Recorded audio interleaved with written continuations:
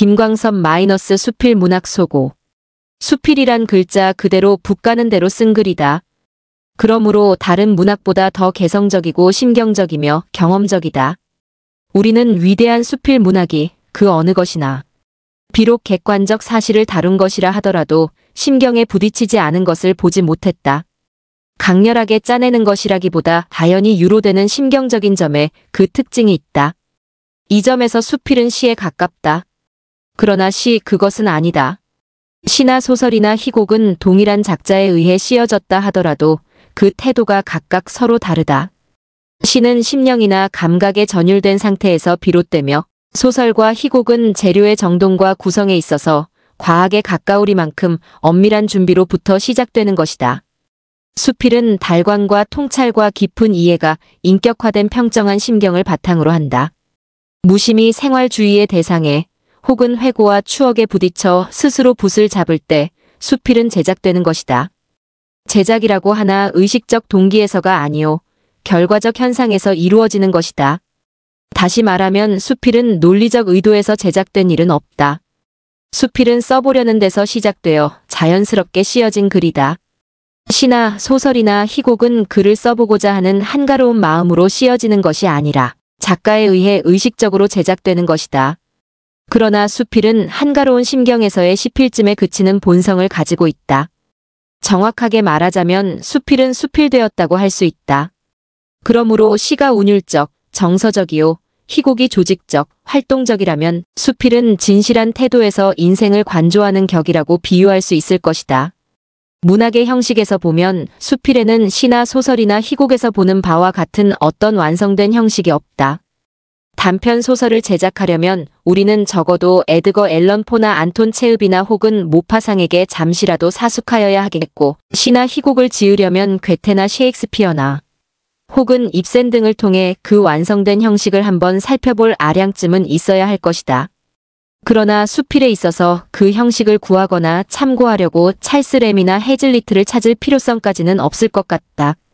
가장 아름다운 수필을 찾아 우리의 문학적 욕구를 만족시키고자 하는 점은 차나여 맞이 아니할 바이나 그 형식의 섭취에 구속될 바는 없는 것이다. 아무 것에도 사로잡히지 않는 평정한 마음으로 마치 먼 곳에 그리운 동무에게 심정을 말하듯이 붓을 잡아야 한다. 한가로운 기분을 지니면서도 진실된 마음으로 한 편의 문장을 쓸 때 그것은 곧 수필이 될 것이다. 그러므로 수필은 무형식이 그 형식적 특징이다. 이것은 수필의 운명이요 또한 성격이다. 한 시대나 한 세기의 시, 소설, 희곡은 내용이나 형식으로 보아 개괄적으로 몇 가지의 주류로 나누어 논할 수 있다. 그것은 이들 문학 형태가 모두 시대 사조나 사회의식에 연결되어 발전, 쇠퇴하는 특징을 가진 까닭이다. 하지만 수필은 생활 단면에 부딪혀 이루어지는 것이므로 그렇게 커다란 조류를 따르지 않는다. 가을밤 무심히 잡은 펜으로 가지가지의 아름다운 서정을 느끼는 대로 쓸 수도 있을 것이다. 사소하나마 매력 있는 제목을 붙잡고 시종이 없을 듯한 기분으로 표현, 향락할 수도 있겠고 야시의 풍경에서도 흥미진진한 글 한 구절은 쓸 수 있을 것이다. 이처럼 수필은 참고서를 구하거나 지식의 정돈을 요할 바는 아니지만 어딘가 탁마된 세련과 각고의 노력이 있어야 함은 물론이다. 그런데 수필은 잡다한 모든 것이 그냥 그대로 내용이 될 수 있다더라 하도 단순한 기록에 그쳐서는 우리의 흥미를 긴장시키지 못할 것이다. 거기에는 유머가 있어야 하겠고 위트가 있어야 한다. 전자는 무의식적 소성에서 피는 꽃 같은 미소요. 후자는 지혜와 총명의 샘과 같다. 이천성스런 유머와 보석 같은 위트는 수필의 본성과도 같은 것이다. 만일 이러한 속성을 갖추지 못한다면 수필은 그저 몸이 건조한 생활적, 심경적 기록에 지나지 않을 것이다. 그렇다고 하여 유머와 위트가 수필의 속성에만 한정되는 것은 아니다. 그것은 소설이나 희곡에서도 솜씨 좋게 짜여서 섬광할 수 있기 때문이다. 그러나 오늘날 위대한 문학으로서의 수필에는 유머와 위트가 수필의 속성에만 한정되는 것은 아니다. 그것은 소설이나 희곡에서도 솜씨 좋게 짜여서 섬광할 수 있기 때문이다. 그러나 오늘날 위대한 문학으로서의 수필에는 유머와 위트가 혼연히 숨어 있어서 더욱 우리를 매혹하는 것을 볼 수 있다. 모든 문학과 예술은 결국 사람에게서 생겨서 사람에게로 돌아간다. 소설이나 희곡이라는 이름에 사로잡혀서 그것이 수필보다 우월하며 향상성이 많다거나 혹은 수필이라는 산만하여 보이는 어휘에서 오는 선입견 때문에 그것이 발전성이 적다고 하는 결론을 내릴 수는 없다. 어떤 사회이건 그것이 인간의 사회요. 인간으로 구성되는 이상 수필은 전인격적 표현의 문학으로 어느 사회에나 존재할 것이다. 수필은 개성적 심경과 기분에 쌓여서 어떠한 대상이나 또는 문제를 간단하게 단편적으로 그리면서도 진지하게 붓가는 대로 쓰는 글이다.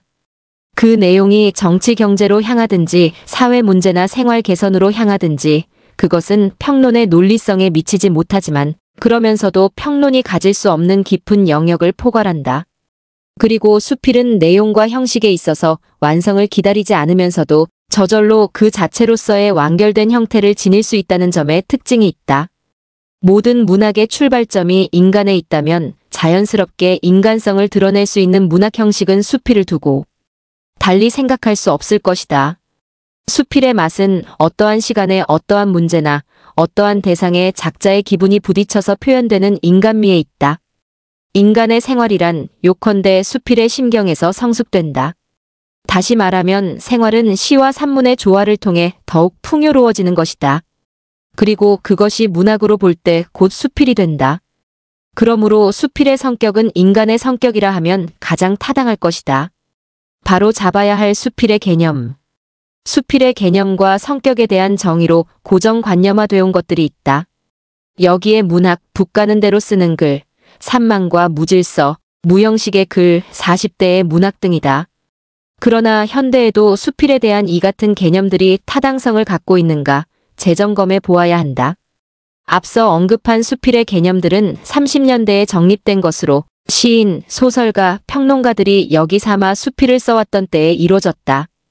당시엔 본격적 문학의 대상이 아니라 여유가 있으면 쓰는 붓가는 대로 써지는 글쯤으로 가볍게 인식하였던 게 사실이다. 문학평론가 조현현 씨가 수필은 비전문 문학이다 고 말한 것도 같은 맥락이다.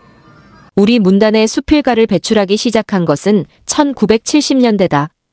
신춘문예, 종합문예지들이 문단 대비 종목에 수필을 포함시켜 전문 수필 시대를 열게 되었다. 이 시점은 우리 수필 문학사에 매우 중요한 의미를 지닌다. 종전까지 주변 문학, 아웃사이드 문학, 비전문 문학 여기에 문학으로 수필을 경시해 오던 문단의 인식 변화를 보여준 것으로 대등한 문학 장르로서 공인하는 의식을 보여준 것이다. 현대의 다양한 삶의 양식, 고학력화 속에서 생산자인 작가와 소비자인 독자로 나눠졌던 엄격한 구별이 허물어지기 시작했다. 전문 직업인들과 독자들도 자신의 삶을 기록하거나 작품화하여 작가와 독자의 경계가 애매해지면서 생활 속의 문학이 확산되기에 이르렀다. 이런 추세 속에서 픽션보다 자신의 체험을 바탕으로 인생의 발견과 의미를 담는 논픽션인 수필이 대중들에게 친근하게 다가서게 되었다. 수필이 대중적인 문학, 삶의 문학으로 자리 잡게 된 것은 현대인들의 자의식이 높아진 점, 시와 소설의 중간 위치에서 양 장르의 장점을 취하면서 대중들의 구미를 맞추었기 때문이다. 시의 압축, 비유, 절제, 리듬을 살리면서 소설의 사실, 설명, 묘사, 구성법을 활용하고 시의 난해성과 의사 전달력의 취약성, 소설의 읽기의 시간 부족에서 벗어나 적당한 독서물로서 수필이 대중 속에 각광을 받기에 이르렀다. 이제 수필 문학은 여기에 문학 주변 문학이라는 인식에서 벗어나 삶과 직결된 문학 장르로서 자리 매김과 함께 미래 문학의 중심에 서 있다.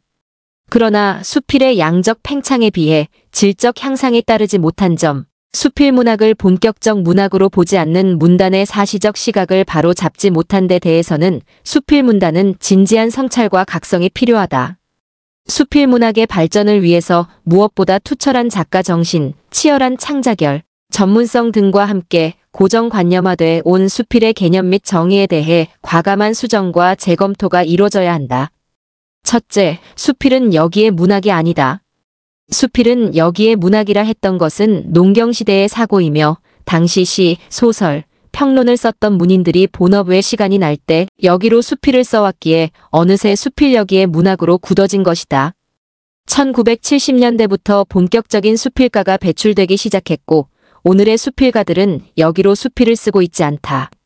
시와 소설이 치열한 삶과 다양하고 복잡다난한 시대상, 사회상을 수용하는 데 비해 수필이 다소 느긋하게 한 걸음 물러서 인생을 바라보는 면도 없지 않으나 종전처럼 여기에 문학으로 인식하고 있지 않다. 수필도 시와 소설처럼 치열성, 실험성, 본격성, 전문성, 개성, 참신성을 추구해 나가고 있으며 오늘날에도 여기에 문학으로 안주한다면 생존이 불가능해진다. 무한 경쟁과 무한 변화 속에 삶을 영위할 수밖에 없는 현대에서 여기로 멈춰 있는 것은 생존 이유를 상실하는 것과 다름없다. 시대상과 삶의 변화를 수용하기 위해서 수필은 더욱 치열성, 전문성, 본격성, 개성을 추구하지 않을 수 없다. 둘째, 수필은 북가는 대로 쓰는 글김광섭 수필문학 소고이라는 개념은 수정돼야 한다. 이와 같은 개념은 수필이란 어원의 해석에서 나온 말이 굳어진 것이다. 수필을 여기에 문학으로 알던 농경시대에나 적용될 수 있는 개념이다. 물론 수필의 형식상 자유스러움을 말하는 부분이 있지만 마음대로 쓴 글 아무렇지 않게 쓴 글로 인식되어 수필을 폄훼하는 듯한 인상을 주는 게 사실이다. 북가는 대로 쓰는 글이란 오랜 인생 수련과 습작을 통해 고도의 구성과 표현, 기법과 질서를 획득하여 물 흐르듯 막힘없이 써내려가는 경지의 글을 말한다. 그럼에도 누구나 쉽게 마음 내키는 대로 쓰면 수필이 될 수 있음을 말하는 것처럼 인식하여 수필을 경시하는 풍조를 불러왔다. 수필은 소설, 희곡에 비해 비교적 짧은 글이다. 북가는 대로 쓰는 글은 산만, 중복, 과장이 있기 쉽다. 수필은 짧은 글이기 때문에 보다 치밀, 함축, 사색을 요하는 글이 아닐 수 없다. 셋째, 수필은 산만과 무질서, 무형식의 글김진섭 수필의 문학적 영역이 아니다. 시와 소설은 허구 픽션의 세계지만 수필은 작가의 체험을 바탕으로 한 사실론 픽션의 세계이다. 진실을 생명으로 삼는다. 작가가 겪은 체험을 바탕으로 쓰기 때문에 상상력과 허구를 통해 진실에 접근하려는 시, 소설에 비해 더욱 적나라하고 진솔하게 자신을 드러낸다. 그렇기 때문에 오히려 명쾌하고 절서정연하기는 쉬워도 산만하고 무질서하다는 말에는 설득력이 없다. 본격 수필 시대에 산만과 무질서를 수용할 수필가가 있을지 의문이며 이는 농경시대 여기에 문학이라고 인식할 때의 개념인 것이다. 무형식의 글이라는 개념도 수필을 올바르게 이해하지 못한 데서 비롯된 것이다. 시, 소설, 희곡에 비해 엄격한 형식의 구애됨이 없이 자유스런 표현 형식을 갖는다는 것이지 무형식은 아닌 것이다. 수상, 일기문, 서간문, 기행문, 칼럼 등 수필의 범주에 넣을 수 있는 글들이 많아서 일일이 형식을 정해 엄격히 적용시키기보다는 작가에게 창의성과 자유성을 많이 부여하고 있다. 그렇다고 해서 수상, 일기문, 서간문, 기행문 등이 무형식의 글은 아니다. 형식과 구성이 있으되 엄격한 형식의 틀에 구애됨이 없이 자유자재로 생각이나 느낌을 표현할 수 있다는 것은 오히려 장점이 될 수도 있다.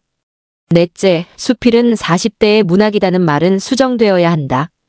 피천득 씨는 수필이란 글에서 수필은 36고개를 넘어선 중년 여인의 글이라고 했다. 또한 수필을 가르켜 40대의 문학이라는데 많은 사람들이 공감하고 있다. 수필이 체험을 바탕으로 인생의 발견과 의미를 형상화하는 문학임을 들어 다양한 체험과 인생적 경지를 담기 위해선 40대가 돼야만 비로소 좋은 수필을 나올 수 있는 연령이 된다는 것으로 해석된다. 이런 해석에 수긍하면서도 연령이나 성별에 관계 없어야 하며 40로 한정하여 고정관념화해선 안 될 것이다. 10대의 순수, 20대의 감수성, 30대의 정열은 수필의 소중한 소재가 아닐 수 없다. 또 수필에 대한 개념으로 청자연적이 있다. 피천득 씨가 자신의 수필론을 전개한 수필에서 수필을 청자연적에 비유하였다. 수필을 도자기 예술의 백미로 꼽히는 청자연적에 비유한 것은 기능과 깨달음으로 인간이 도달할 수 있는 최고 경지에서 피어올린 꽃으로 생각한 까닭에서다. 수필의 참모습을 올바르게 평가한 빛나는 말이 아닐 수 없다. 그러나 이는 피천득 씨의 수필관이다. 수필톡이 항아리, 유리 그릇일 수도 있는 것이다. 고정관념은 다양성을 해치는 요소가 된다.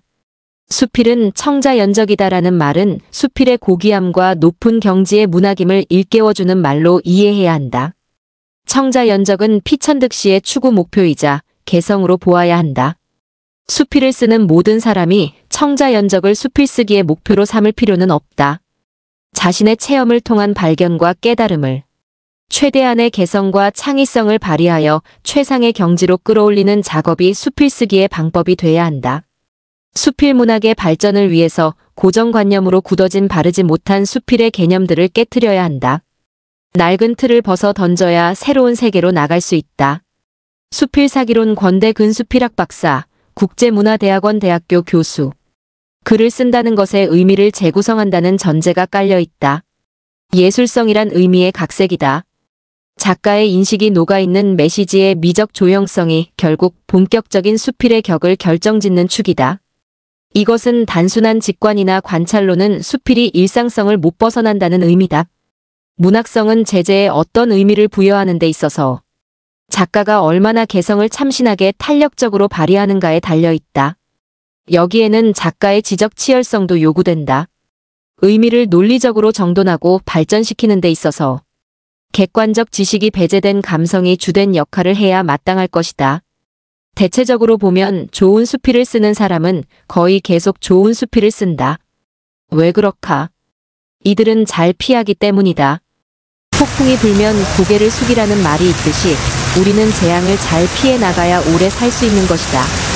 본격 수필 쓰기도 마찬가지라 본다. 무엇보다도 좋은 수필을 쓰기 위해서는 해야 될 일과 하지 말아야 될 일을 구분하는 기본적인 인식 활동이 수필가에게 필요하다고 하겠다. 본고는 본격 수필 유사기, 즉 본격 수필은 내 가지를 기피한다는 관점에서 지필하는 것을 목적으로 한다. 백남준이 예술은 사기다라고 했다. 그러나 여기에서 사기란 남보다 먼저 보고 남보다 깊이 보고 남이 드러내지 못하는 방식으로 표현한다는 점을 드라마틱하게 묘사한 것이다. 그것은 인간과 삶, 그리고 본질에 대한 깊은 사유를 바탕으로 하여 빚어지는 사기다. 자의적인 뜻의 속임수가 아니라 예술의 창의적 속성을 강조한 말이라 하겠다. 필자는 감히 수필도 사기다라고 말하고 싶다. 수필은 본질적 속성상 네 가지를 기피한다는 점에서 분명 사기다. 그 첫째가 이고 둘째가 이며 셋째가 이고 넷째가 이다. 이름하여 본격 수필 유사기란 본격 수필론이다. 첫 번째로 피해야 할 격약이란 수필은 품위를 매우 중요시한다는 의미다. 수필에 있어서 품위는 작가의 인격에 직결되기 때문이다. 김광섭은 수필문학 소고에서 수필은 진실한 태도에서 인생을 관조하는 격이라고 비유할 수 있을 것이라고 했다. 여기에서 격은 품격을 말한다. 수필은 작가의 모든 것이 적나라하게 드러나기 때문에 품위를 잃으면 결정적인 타격이 된다. 따라서 수필은 필자의 자질이 중요시된다는 점을 잊어서는 안 될 것이다. 시나 소설의 경우에는 생산적 상상을 통하여 허구적 언어로서 집을 짓기 때문에 작가의 인격적인 문제와 직접적인 상관성이 확연히 드러나지 않지만 수필의 경우는 생산적 상상으로 허구적 언어의 집을 짓는 게 아니라 심적 나상, 즉 마음의 옷을 벗는 것처럼 작가 자신의 신변잡사라든지 미묘한 심리 세계까지 적나라하게 드러내기 때문에 수필의 소재나 제재 등의 취사 선택에 따라서 작자에게는 치명적인 내용이 될 수도 있다. 비구니가 사는 절에 반바지를 입고 경례를 거닐다 연세 지긋한 여승으로부터 혼이 난 적이 있다. 품위를 지키지 못한 탓이다. 그렇게 아름다운 고궁의 뜰을 거닐기 위해서는 우선 의상부터가 우아해야 하고 걸음걸이는 덤비거나 허둥대는 법이 없이 여유 있고 맵시 있게 걸어서 품위를 잃지 않아야 함은 말할 나위가 없다. 만일 요새 젊은이들처럼 배꼽이 드러나 보이는 배꼽티를 입고 흔들거리거나 건들거리면서 또는 껍을 씹기도 하고 배 타가면서 그렇게 히히덕거리면서 고궁의 뜰을 내달리는 식으로 수필을 쓴다면 우성 품위를 잃기 때문에 독자로부터 외면당할 뿐 아니라 그 천박스러움이 작가의 인격에 치명적인 오점을 남기게 된다. 그러므로 품위를 잃지 않기 위해서 또 품위 있는 수필을 쓰기 위해서는 품위 있는 글을 많이 읽어서 고상하고 품위 있는 인품을 길러가면서 품위를 잃지 않는 글을 쓰고자 노력해야 할 것이다. 중국의 시법에 격약불로란 말이 있다. 수필은 품격이 약해서는 안 된다는 뜻이다. 윤호영은 내용이 저속한 글을 속문이라 하고 문장이 좋지 않아 표현이 졸렬한 글을 악문이라 했다. 속문과 악문이 결합된 수필을 맹수필이라 부르면 어떨까? 수필의 시대에 수필로서의 격을 갖추지 않은 맹수필류의 글이 넘치는 것은 아마도 수필에 대한 인식 부족 때문인 듯 싶다. 수필이 대중화되는 추세에 따라 수필의 영역이 확장되는 것은 좋으나 격이 낮아지는 것은 바람직한 현상이 아니다. 수필의 격이 낮아지는 요인은 수필가에게만 있다고 보지 않는다. 오히려 쓰는 사람보다 편집자, 독자, 비평가에게 더 책임이 크지 않을까? 특히 비평가의 책임이 막중하다 할 것이다. 수필의 격을 냉정하게 재단해서 말할 수 있는 용기를 가져야 하리라 본다. 두 번째로 피해야 할 이단이란 이치가 짧은 걸 수필은 기피한다는 의미다. 이는 수필가에게는 지성이 요구된다는 말과 상통하는 것이다. 프랑스의 비평가인 알베레스는 수필을 가르켜 지성을 바탕에 깐 정서적 신비적 이미지의 문학이라고 했다. 이 말은 100번 타당한 말이다. 짤막한 이 말에 지성과 정서가 내포되어 있기 때문이다. 인간에게는 무엇인가를 알고자 하는 지적 욕망이 있다. 수필이란 마음의 자연스러운 표현이기 때문에 내적인지 정, 의가, 외적인 진, 미, 선 또는 의, 인이 나타나지 않을 수 없기 때문에 인생을 통찰하고 달관하는 경지나 여과되거나 발효된 정서로서 얻어지는 멋스러움이나 맛스러움이라든지 재기, 발랄한 유머와 위트, 날카롭게 찌르는 풍자 등 지성이 세련되게 번득여야 한다. 짧은 산문 속에 인생에 대한 깊은 성찰이라든지 그 무슨 느낌을 받아야 하는데 이를 위해서는 흐뭇한 유머나 재치 있는 위트라든지 날카로운 지성적 통찰력과 찌르는 듯한 풍자 또는 아이러니와 패러독스, 페이소스 등이 요구된다고 하겠다. 중국의 시법에 있는 이단 불심이란 이치가 짧으면 그 뜻이 깊지 못하니 내용이 없는 부실한 글이 됨을 이르는 말이다. 사상과 철학 즉 정신적인 요소가 결여되면 결국 잡문으로 전락하고 마는 것이다. 수필은 신변을 수필적 소재로 하여 쓰되 반드시 문학적 형상화를 이루어야 한다. 수필가의 개성적 시각이 없는 흔해 빠진 일상사가 나열된 수필이 아직도 문학수필이란 이름으로 발표되고 있는 현실은 하루빨리 시정되어야 마땅할 것이다. 중국의 시법에 나와 있는 두 가지 항목을 기준으로 볼 때 수필은 지식의 나열이나 사상의 조술에 진위가 있는 것도 아니요. 글로 씌어진 지식의 축적은 더더군다나 아닌 것이다. 또한 단순한 생활의 기록이거나 신변의 잡사를 보고하는 것도 아니다.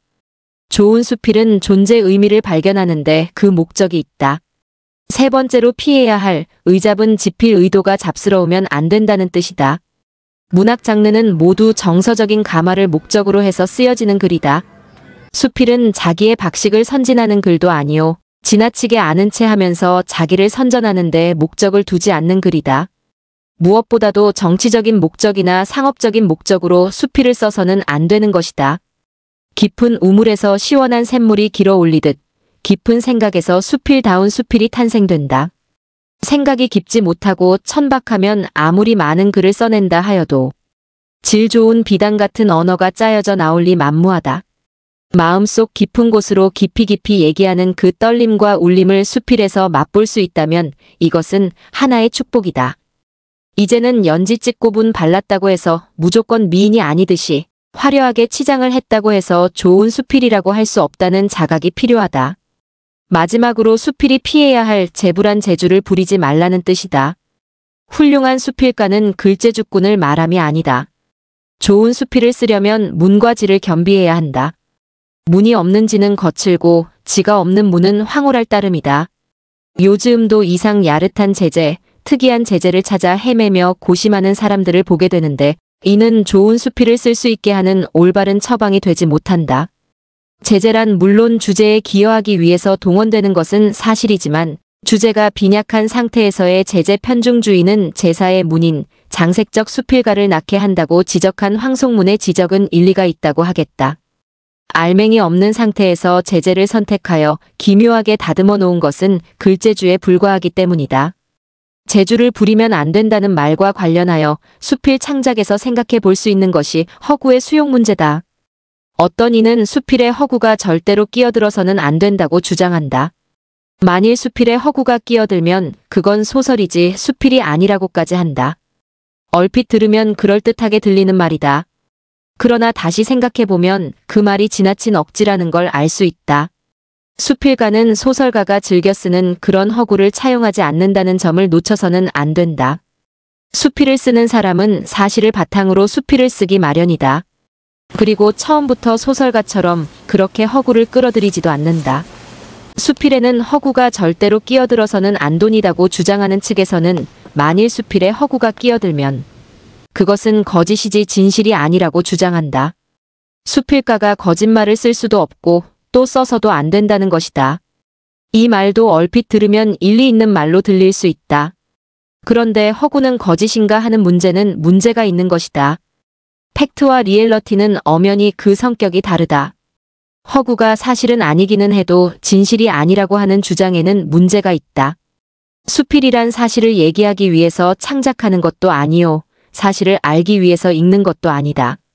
수필이란 사실이건 허구이건 삶의 진실을 창작하거나 읽음으로써 누리게 되는 성질의 것이다.